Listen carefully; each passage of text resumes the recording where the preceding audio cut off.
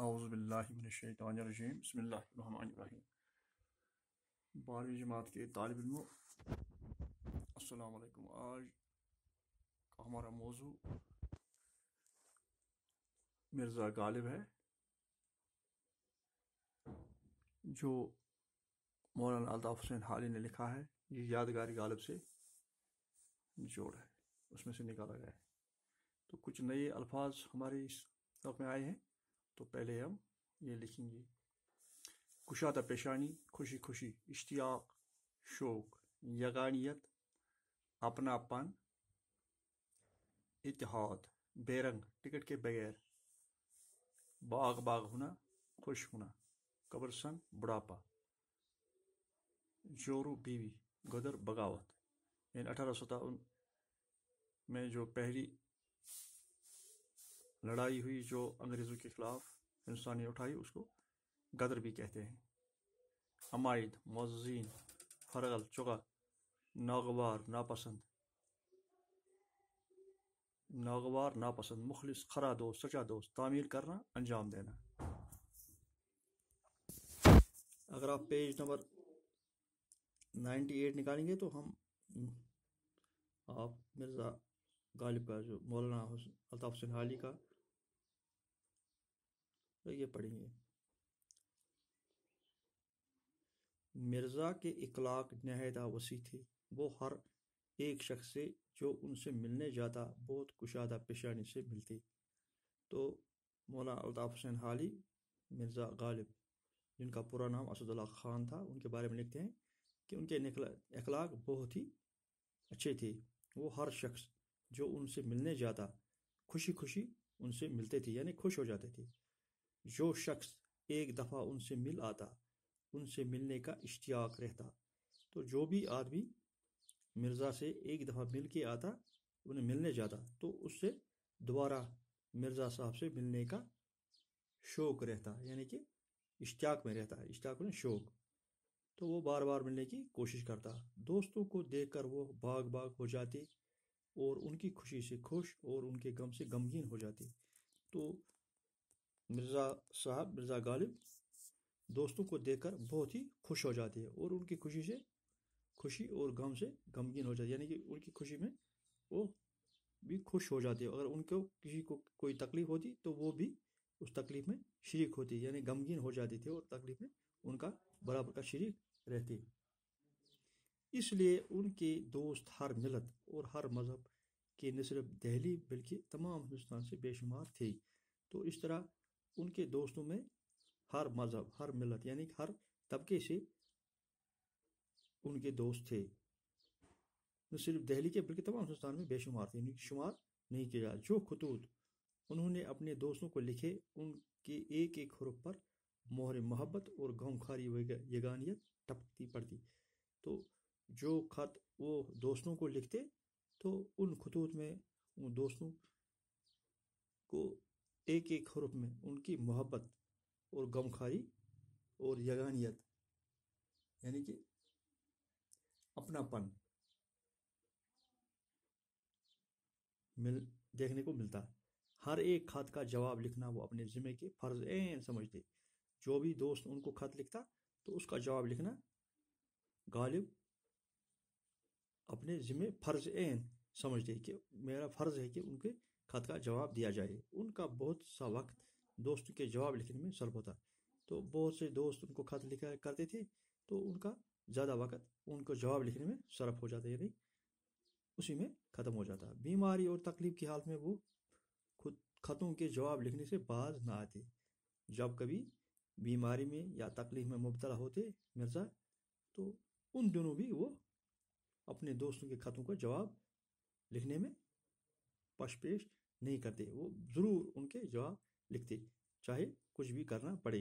وہ دوستوں کی فرمائش سے کبھی تنگ نہ ہوتے۔ تو جو دوست فرمائش کرتے ان سے کبھی تنگ نہ آتے، ان کی فرمائشیں پوری کر دیتے۔ غزلوں کی اصلاح کے سوا طرح طرح کی فرمائشیں ان کے بیز، خالص اور مخلص دوست کرتے۔ تو غزلوں کی اصلاح ان کا کام ہی تھا کہ دوستوں کی غزلوں کی اصلاح کرتے۔ اس کے سوا ان کے دوست اور بھی بہت سی فرمائشیں کرتے تو وہ ان کی فرمائشیں پوری کرتے، ان کی تعمیل کرتے، یعنی کہ دوست جو بھی فرمائش کرتے تو ان کی جو وہ تعمیل کرتے، یعنی کہ انجام دیتے، ان کی فرمائشوں کو انجام دیتے۔ لوگ ان کو اکثر بے رنگ خط بھیجتے تھے مگر ان کو کبھی ناگوار نہ گزرتا، تو لوگ ان کو بے رنگ خط بھیجتے یعنی کہ جس پر ٹکٹ نہ لگا ہو، تو جو خط لینے والا ہو یعنی جس کو بھیجے تھے وہی وہ اس کے ٹکٹ کے پیسے ڈاک والے کو دیتا، اس کو بے رنگ کہتے ہیں۔ تو ان کو کبھی ناگوار نہ گزرا، تو ان کو یہ ناگوار ناپسند نہ ہوا کہ مجھے یہ لوگ اپنے دوست بے رنگ خط بھیج دیتے ہیں اور مجھے اس کے پیسے بھرنے پڑتے ہیں، مگر ان کی کبھی ناگوار نہ گزرا تھا۔ اگر کوئی شخص لفافے میں ٹکٹ رکھ کر بھیجتا تھا تو سخت شکایت کرتے، تو کبھی کبھار اگر کوئی بھی شخص ان کو ٹکٹ اس خط میں بھیجتا تاکہ وہ واپس خط بھیج دیں تو وہ ان کو سخت شکایت کرتے۔ انہوں نے میسور کے ایک شہزادی کو اپنی کتاب بھیجی، اس کتاب کی رسید لکھی اور قیمت دریافت کی۔ اس کے جواب میں لکھتے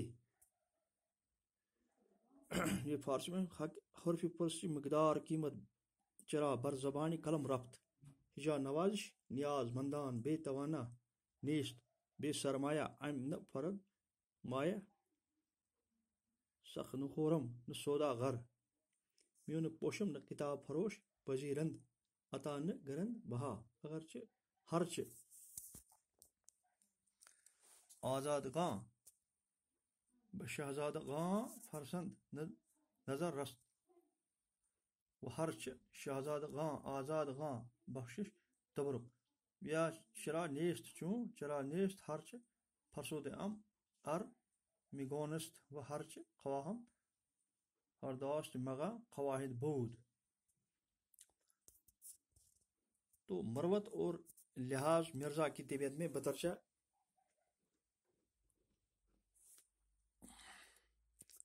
غائب تھا، باوجود یہ کہ آخر عمر وہ اشعار کی اصلاح دینے سے بہت گھبراتے لگے۔ میں ایمان ہے کبھی کسی کا قصیدہ غزل بغیر اصلاح کے واپس نہ کرتے تھے، تو آخری عمر میں بھی وہ گھبراتے تھے اشعاروں کی اصلاح کرنے، لیکن کبھی کبھار وہ اصلاح کے بغیر واپس بھی نہیں کرتے۔ ایک صاحب کو لکھتے ہیں جہاں تک ہو سکا احباب کی خدمت میں مزہ لایا، اورا کے اشعار لیٹے لیٹے دیکھتا تھا اور اصلاح دیتا تھا، تو ان کو اٹھنے کی سکت نہیں تھی، یعنی کہ وہ بہت کمزور تھے، بے حد کمزور تھے، تو لیٹے لیٹے ان اشعار کی اصلاح دیا کرتے تھے۔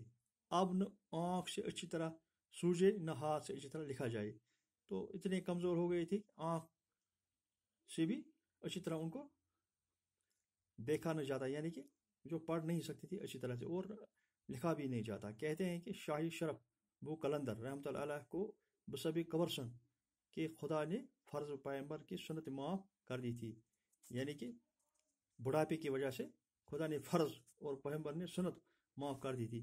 میں متوقع ہوں کہ میرے دوست بھی خدمت اصلاح اشعار سے مجھے معاف کریں گے۔